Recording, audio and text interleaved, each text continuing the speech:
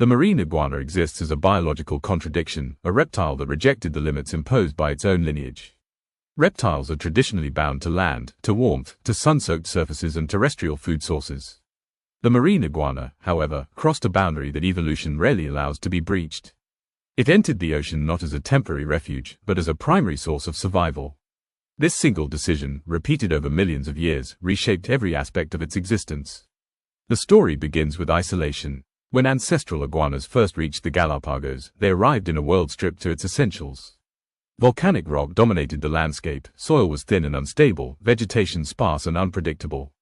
Freshwater was rare, and terrestrial food sources fluctuated violently with climate cycles. For most animals, such conditions would have meant extinction. For the ancestors of the marine iguana, it meant opportunity. Natural selection did not favor the strongest or the fastest, but the most adaptable. Those individuals that experimented, however accidentally, with feeding on shoreline algae gained access to a resource untouched by competitors. Over time, this behavior became less of a gamble and more of a strategy. Generation by generation, bodies began to change in subtle but decisive ways. The marine iguana's skeleton thickened and compacted, creating a low center of gravity that allowed it to withstand waves pounding against volcanic rock. Its limbs shortened and strengthened, prioritizing grip over speed. Claws became curved and robust, capable of anchoring the animal in place even as seawater surged around it. The tail, once a simple balancing appendage, flattened laterally and transformed into a propulsion system, enabling controlled swimming rather than desperate paddling.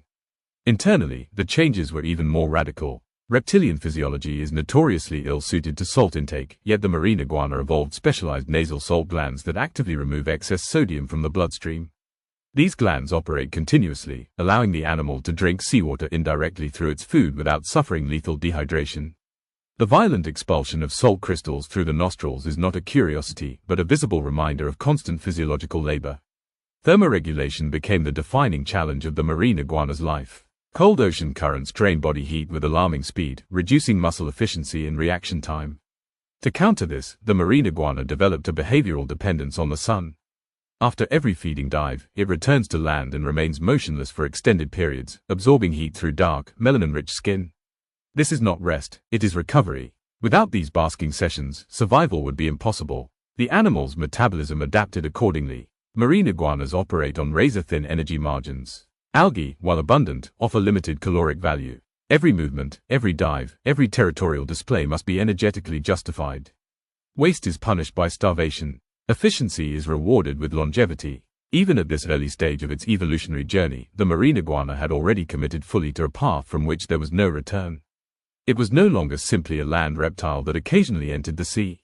It had become something new, a creature defined by its refusal to choose between environments. Life for the marine iguana is governed by rhythm rather than routine.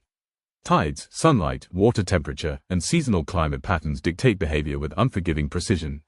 Feeding windows open and close rapidly. When conditions align, the iguana moves with urgency, slipping into the water and descending toward algae-covered rocks.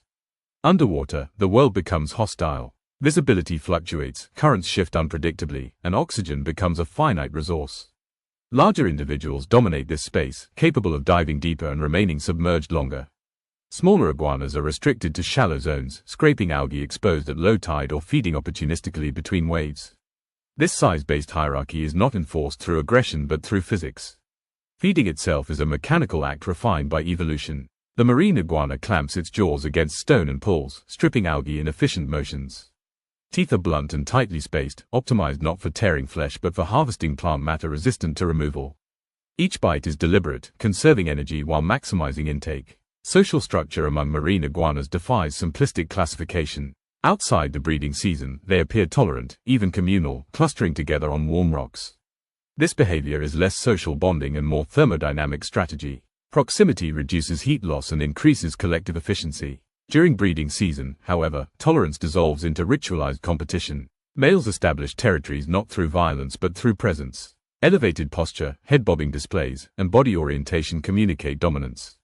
Physical conflict is rare, as injury carries catastrophic survival costs. Females navigate these territories selectively, choosing nesting sites that balance warmth, safety, and proximity to feeding grounds. Reproduction is an act of calculated risk. Eggs are laid inland, where temperature remains stable but predators lurk. Hatchlings emerge fully formed yet defenseless, their survival dependent on immediate access to cover and the absence of attention. Mortality rates are high, but evolution has already accounted for this. The species persists not through individual survival, but through relentless generational turnover. One of the most extraordinary adaptations of the marine iguana reveals itself during environmental crises. During El Niño events, warm waters suppress algae growth, triggering widespread starvation. In response, marine iguanas undergo reversible body shrinkage. Bone tissue is reabsorbed, reducing overall body size and energy requirements. When conditions improve, growth resumes. This phenomenon challenges fundamental assumptions about vertebrate physiology. Ecologically, the marine iguana functions as a regulator. By grazing algae, it prevents overgrowth that could smother coral and disrupt marine ecosystems. Nutrients consumed at sea are transported inland, enriching otherwise barren soil. In this way, the marine iguana acts as a living conduit between ocean and land.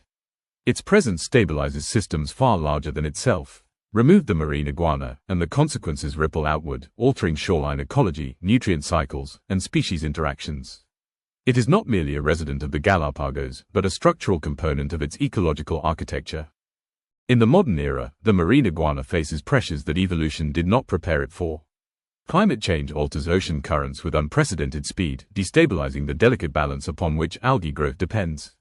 Rising temperatures reduce feeding efficiency and increase physiological stress. What was once an occasional hardship becomes a chronic condition. Human presence introduces additional threats. Invasive species prey on eggs and juveniles. Habitat disturbance limits nesting sites. Pollution compromises food quality. Unlike adaptable generalists, the marine iguana cannot migrate or shift its diet.